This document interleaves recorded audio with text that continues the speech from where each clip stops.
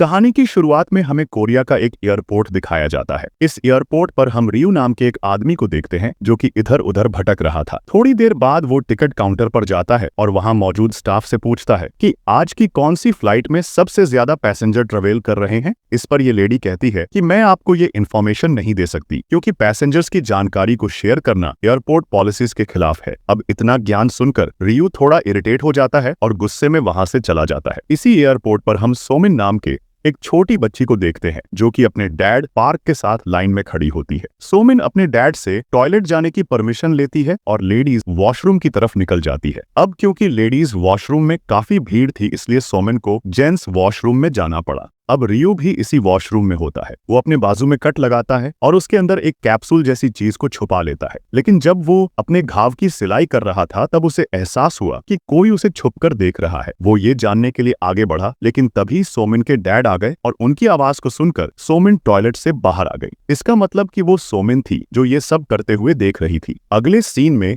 हम इनो नाम के एक पुलिस ऑफिसर को देखते हैं जो फोन पर अपनी वाइफ से बातें कर रहा होता है। एनो की वाइफ भी इसी एयरपोर्ट पर थी क्योंकि वो अपनी छुट्टियां मनाने के लिए हवाई जा रही थी। बात खत्म करके जब एनो अपने ऑफिस पहुंचा तो उसके साथियों ने उसे एक वीडियो दिखाया जिसमें एक आदमी प्लेन को हाईजैक करने की बात कर रहा था। हालांकि उसके साथियों को ये वीडियो फेक लगा पर फिर भी एनो इसकी जांच करना चाहता था। उसने वीडियो में दिख रहे आदमी का पता लगाया और एक टीम को लेकर उसके घर पहुंच गया और जब उन्होंने घर की तलाशी ली तो उन्हें प्लास्टिक में लिपटी हुई एक लाश मिली। उधर जब सोमिन अपने डैड के साथ होती है तब रियो उनके पास आता है और उनसे पूछता है कि वो कहाँ जा रहे हैं। वो और भी कई सवाल करता है जिससे पार्क थोड़ा नाराज हो जाता है। वो रियो पर चिल्लाता है और सोमिन को लेकर वहां से चला जाता है। लेकिन रियो ने इनके सामान पर लगे टैग को देख लिया था और वो ये समझ गया कि ये दोनों हवाई जा रहे हैं। अब उसने भी हवाई की एक टिकट खरीदी और प्लेन की तरफ बढ़ गया। सिक्योरिटी चेक के दौरान उसके बैग से एक मेटल डिवाइस निकली लेकिन वो उसे अस्थमा का इनहेलर बताकर बच निकला। इधर सभी पैसेंजर्स एक एक करके फ्लाइट को बोर्ड करने लगे और इन पैसेंजर्स में सोमिन और उसके डैड, इनो की वाइफ और रियो भी शामिल था। सभी के आने के बाद पायलट ने अनाउंसमेंट करी और प्लेन टेक ऑफ हो गया। टेक ऑफ के थोड़ी देर बाद रियो अपनी सीट से उठा और वॉशरूम में चला गया। अंदर जाकर उसने अपने घाव को फिर से खोला और उस कैप्सूल को बाहर निकाल लिया। इसके बाद उसने उस कैप्सूल को अस्थमा इनहेलर में डाला और उसे पूरे वॉशरूम में छिड़क दिया। उधर जब इन्होंने इस डेड बॉडी का पोस्टमार्टम कराया तो ये खुलासा हुआ कि ये आदमी किसी जहर के चलते मारा गया है। इनो की टीम को इस घर में कई वीडियो टेप्स भी मिले जिसमें एक आदमी चूहों के ऊपर एक अजीब सा पाउडर छिड़क रहा था। इसके कुछ मिनटों बाद ही सभी चूहों के मुंह से खून निकलने लगा और उनकी बॉडी ब्लास्ट होने लगी। और अब इनो की टीम को एहसास हुआ कि ये पाउडर असल में एक तरह का वायरस है क्योंकि जो चूहे इस पाउडर के संपर्क में नहीं आए वो भी एक एक करके मरते जा रहे थे। इधर जब रियो वॉशरूम से बाहर निकला तो उसने देखा कि सोमिन भी गेट के बाहर ही खड़ी है। लेकिन जैसे ही उसने दरवाजा खोला एक दूसरा आदमी फटाफट से अंदर घुस गया। यहाँ रियो ने सोमिन के कान में कुछ कहा और अपनी सीट पर वापस चला गया। अब जो आदमी वॉशरूम के अंदर था उसे हवा में कोई पाउडर जैसी चीज महसूस हुई और वो जोर जोर से खांसने लगा। उसने एयर होस्टेस को इसकी कंप्लेंट करी और वो एयर होस्टेस भी उस वॉशरूम के अंदर चली गई। वहीं एक पैसेंजर वीडियो देख रहा था जिसमें एक आदमी प्लेन को हाईजैक करने की धमकी दे रहा था और ये आदमी कोई और नहीं बल्कि रियो था। यहाँ पार्क ने भी ये वीडियो देख लिया और वो फौरन ही रियो को पहचान गया। वो फटाफट से सोमिन के पास पहुंचा जो अभी भी वॉशरूम के बाहर ही खड़ी थी। वो सोमिन को लेकर फ्लाइट स्टाफ के पास गया और उन्हें भी वो वीडियो दिखाया पर ये लोग अभी भी श्योर नहीं थे कि वीडियो में दिखने वाला आदमी रियो है। यहाँ सोमिन सभी को बताती है कि रियो अपने बाजू में कुछ छुपाकर प्लेन के अंदर ले आया है और तो और उसने मेरे कान में ये भी कहा है कि इस प्लेन पर मौजूद सभी लोग मरने वाले हैं। अब ये सब सुनकर एक एयर हॉस्टेज रियो के पास जाती है और उससे उसकी आईडी मांगती है। इस पर रियो उसे बताता है कि वो एक साइंटिस्ट है और वो हवाई में एक कॉन्फ्रेंस को अटेंड करने जा रहा है। उधर एनो अपनी टीम के साथ एयरपोर्ट पहुंचा और जब इन्होंने पैसेंजर्स की लिस्ट को चेक किया तो ये खुलासा हुआ कि रियो हवाई जाने वाली एक प्लेन में बैठ चुका है। यहाँ एनो को ये बात पता लगी कि उसकी वाइफ भी इसी प्लेन में मौजूद है और ये जानकर एनो के तो मानो होश ही उड़ गए। इधर प्लेन में जो आदमी वॉशरूम के अंदर गया था उसकी तबीयत बिगड़ने लगी थी। उसकी बॉडी पर छाले पड़ गए और उसकी एक आंख फूटकर बाहर आ गई। फिर उसे खून की उल्टी हुई और वो जमीन पर गिर गया। अब ये खौफनाक मंजर देखकर प्लेन में अफरा तफरी मच गई और जब एक डॉक्टर ने इस आदमी को चेक किया तब तक वो मर चुका था। यहाँ पार्क ने रियू को उसकी मौत का जिम्मेदार ठहरा दिया और इन दोनों के बीच हाथापाई शुरू हो गई। जल्द ही पायलट्स को भी सारी जानकारी मिल गई और कंट्रोल टावर ने उन्हें बताया कि प्लेन में रियू नाम का एक पैसेंजर है जो सभी के लिए खतरा है। ये सुनते ही कैप्टन चोई फौरन कॉकपिट से बाहर आया और इन दोनों को आपस में लड़ते हुए देखा। उसने बड़ी मुश्किल से इन्हें अलग किया और फिर रियू से उसकी आईडी मांगी।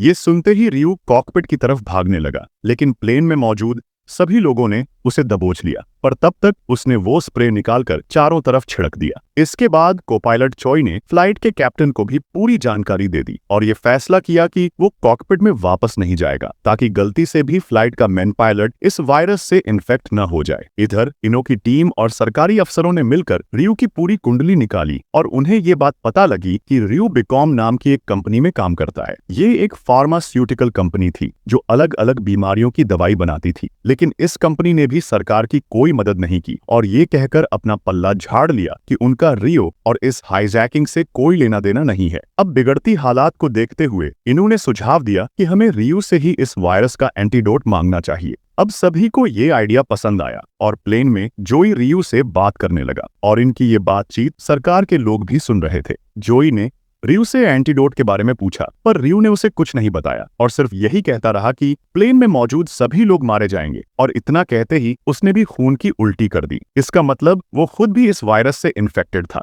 अब ये बातें चल ही रही होती हैं कि तभी ये प्लेन तेजी से नीचे आने लगता है, क्योंकि इसका मेन पायलट भी वायरस की चपेट में आकर मारा गया था। अब प्लेन तेजी से नीचे आए जा रहा था और अंदर मौजूद सभी पैसेंजर्स जोर जोर से चिल्लाए जा रहे थे, लेकिन अब भी ये प्लेन क्रैश होता उससे पहले पार्क कॉर्पेट में आ गया। उसने प्लेन की स्पीड को कम किया और हैंडल को खींचकर प्लेन को सीधा किया और अब ये खुलासा हुआ कि पार्क भी एक पायलट हुआ करता था, लेकिन एक हादसे के बाद उसे ये नौकरी छोड़नी पड़ी। तभी यहाँ चोई भी आ गया और मरे हुए पायलट को सीट से हटाकर खुद प्लेन को कंट्रोल करने लगा। अब इधर रियू भी मारा गया और प्लेन के एक पैसेंजर ने अंदर का वीडियो बनाकर अलग अलग न्यूज चैनल को भेज दिया। इधर इनो को बीकॉम कंपनी पर शक हो रहा था, इसलिए वो खुद कंपनी के डायरेक्टर से मिलने चला गया, लेकिन कंपनी के गार्ड्स ने उसे गेट पर ही रोक दिया और उससे कहा कि वो बिना वारंट के अंदर नहीं जा सकता। ये सुनते ही इनो गुस्से से लाल हो गया और अकेला ही उन गार्ड्स से भिड़ गया। इधर प्लेन में पैसेंजर्स एक एक करके मरते जा रहे थे और हालत बद से बदतर होती जा रही थी। ये देखकर फ्लाइट के स्टाफ ने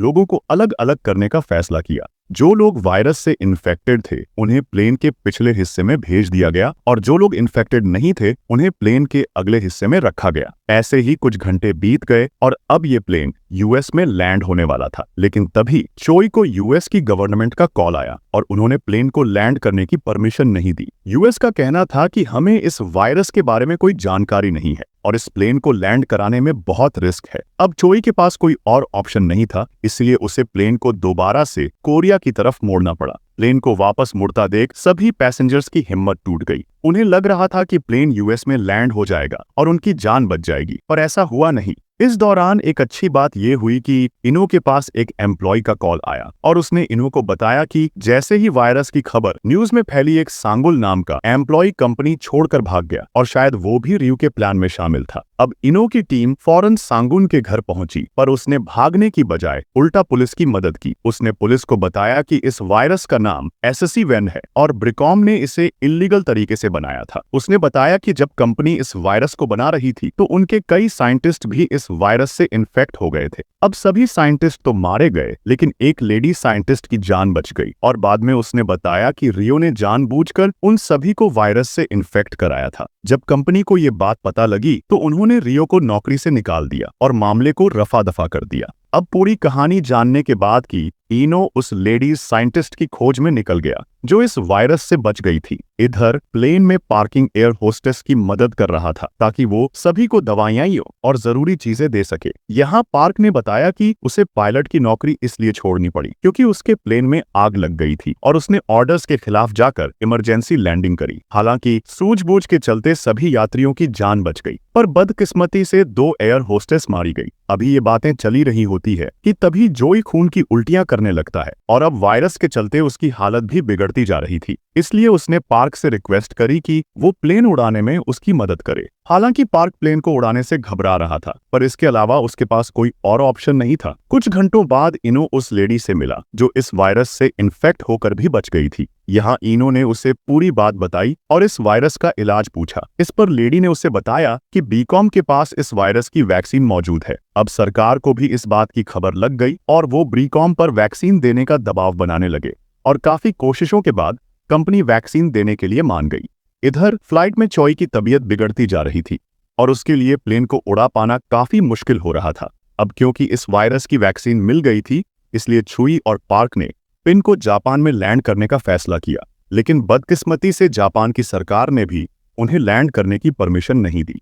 जापान के पीएम का मानना था कि ये वायरस बिल्कुल नया है और इसलिए इसकी वैक्सीन के काम करने के चांसेस भी काफी कम है। हालांकि चुई ने सभी ऑर्डर्स को अनदेखा कर दिया और प्लेन को जापान के एयरपोर्ट पर उतारने लगा। लेकिन तभी वहां जापान की एयरफोर्स आ पहुंची और चोई को मजबूरन अपना रास्ता बदलना पड़ा।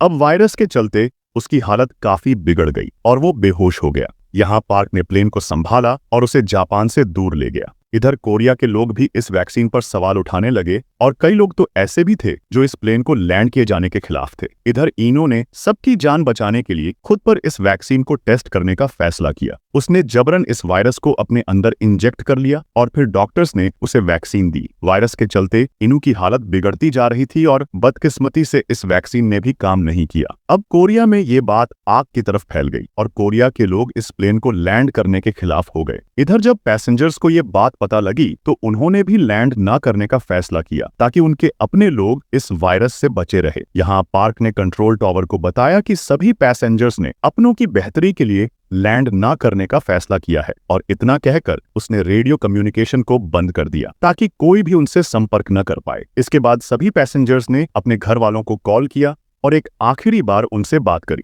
इसके बाद पार्क प्लेन को समंदर की तरफ ले जाने लगा ताकि जब इसका फ्यूल खत्म हो तो ये प्लेन को समंदर में ही समा जाए। लेकिन तभी कुछ ऐसा हुआ जिसकी किसी को उम्मीद नहीं थी। इनो होश में आ गया और उसकी हालत भी सुधरने लगी। इसका मतलब ये वैक्सीन काम कर रही थी। कंट्रोल टावर में बिना समय गंवाए प्लेन से कांटेक्ट करने की कोशिश की पर इसका कोई फायदा नहीं हुआ क्योंकि पार्क ने प्लेन के रेडियो को बंद कर दिया था। आखिर में उन्होंने यात्रियों के परिवार से कहा कि वो अपने घर वालों को कॉल करें और उन्हें वापस आने को कहें क्योंकि वैक्सीन ने काम करना शुरू कर दिया है। इस तरकीब ने काम किया और जल्द ही पैसेंजर्स को वैक्सीन की खबर मिल गई पर वो सभी खुशी के मारे उछलने लगे। इधर पार्क ने भी इस न्यूज को कंफर्म किया और प्लेन को एयरपोर्ट की तरफ मोड़ दिया। लेकिन जब सब ठीक चल रहा था तो एक नई मुसीबत ने दस्तक दी। प्लेन का फ्यूल खत्म होने ही वाला था और एयरपोर्ट अभी भी थोड़ी दूरी पर था। यहाँ सभी को लग रहा था कि ये प्लेन लैंड नहीं हो पाएगा, पर फिर पार्क ने अपना कमाल दिखाया और अपने एक्सपीरियंस के दम पर प्लेन को सेफली लैंड करवा दिया। प्लेन के लैंड होते ही सभी यात्रियों को मेडिकल फैसिलिटीज दी गई